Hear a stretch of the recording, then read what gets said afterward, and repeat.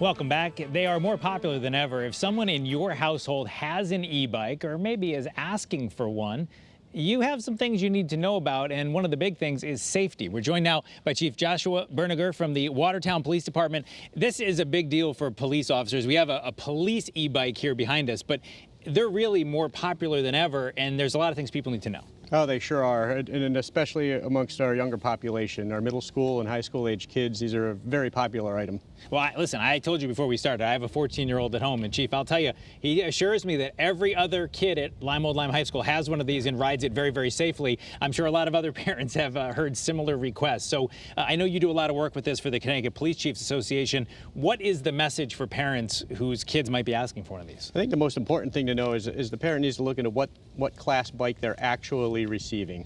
You know, with the new law that went into effect on October 1st, all e-bikes now have to have a label on them which classifies what type of bike they are, either a class 1, a class 2, or a class 3.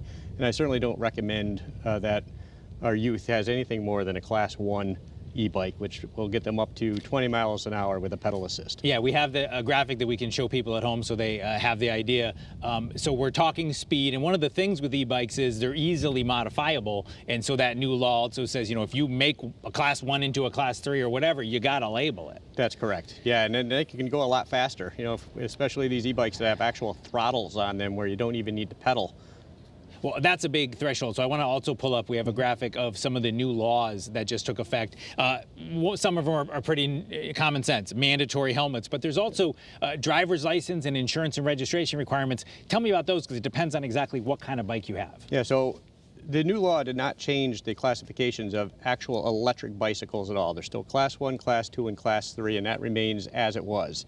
The new law now covers the area, what happens when we get above a class 3 e-bike, when the electric motor is above 750 watts, where it can go over 28 miles an hour, where it has a throttle where you don't even need to pedal the bike.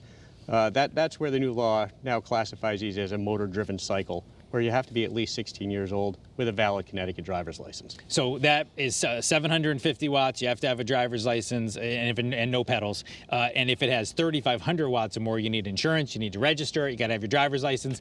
It's basically just like a mini motorcycle. That's correct. Once the electric motor on a two-wheeled vehicle crosses that 3,500 watt threshold, it by legal definition becomes a motorcycle requiring registration, insurance, and a Connecticut driver's license with a motorcycle endorsement.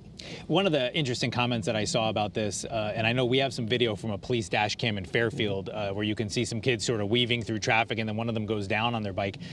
It's scary for police officers because the comment that I saw was you would never just hand a new Harley to your 14-year-old and say good luck.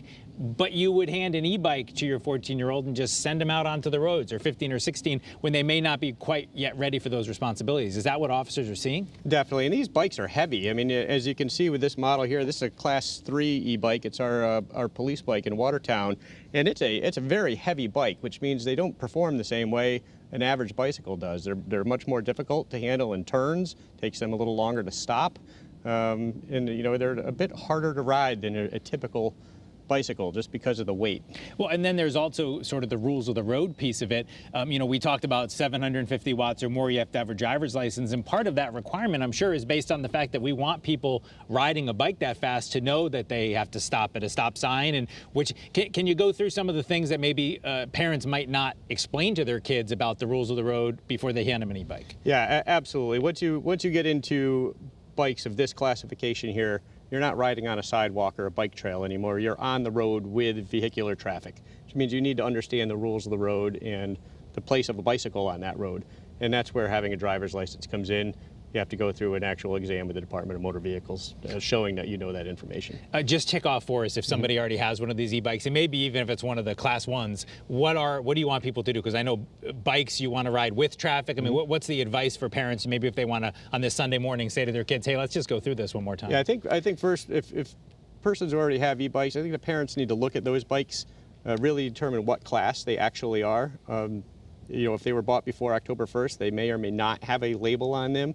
But if they can get up over 20 miles an hour, you're talking, you know, class 3, or, you know, faster than 28 miles an hour. It's not even an e-bike anymore. It's a motor-driven cycle, and they're just not designed for our youth. They would need to be 16 and have a driver's license. And the other thing to look at is the helmets that they're wearing. It's required to have a helmet for all e-bikes, but most bicycle helmets are only rated up to maybe 13 to 15 miles per hour for a crash, where you have an e-bike now that can do 20 miles per hour. Those helmets may not be as effective as you think. Well, and let's talk about that, because there was a Connecticut Hospital Association article that came out in August talking about the explosion of injuries. They said Connecticut Children's Medical Center, they usually treat 2 to 5 a year. They had 3 just in May and June. There were 7 fatalities on e-bikes already this year, which is more than normal, a 350% increase. So is it something that your officers are seeing and officers across the state are seeing that, hopefully not as fatal, but just dangerous? Yeah, and without question, our officials across the state have taken notice on the amount of injuries and fatalities that are occurring on bicycles this year. It's gone up over 300% from previous years.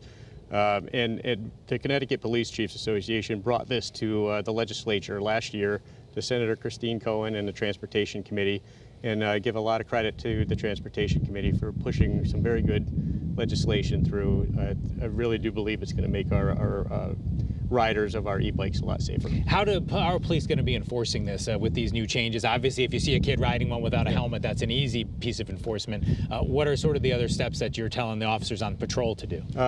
Primarily, to begin with, is an education campaign. Really get it out through our police department's social media and community police officers to really explain the new laws to the public. And as you see riders riding the bikes, make sure they're riding within classification, and we're really looking to educate the public primarily here before we begin any enforcement campaigns. And again, as you start to get into the more powerful, you start getting into things like you need registration and insurance, yes. and really it could be almost a motor vehicle stop of someone if they're on one of these bikes that's powerful enough. Yeah, if we come across some of these electric motorcycles that are above 3,500 watts and they're not registered and insured, they will likely be towed on a traffic stop.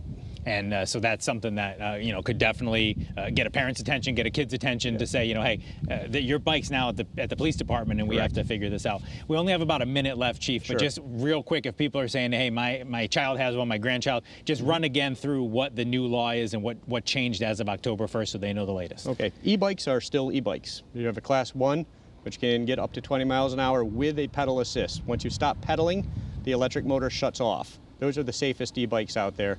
Class 2 has a throttle, so you can move that bike without pedaling with a throttle, and the throttle will disengage when you hit the brakes. That can only go up to 20 miles an hour. Class 3, like this one here, has a pedal assist, as you can see, and it can get up to about 25 to 28 miles per hour. The electric motor's 750 watts tops. Once it's over that, motor-driven cycle, driver's license. And everybody has to wear a helmet. Chief Bernegger, thanks for coming out. Thanks for telling us all this good information. We appreciate it. No problem. We'll be back with more CT25 right after this. Stay with us.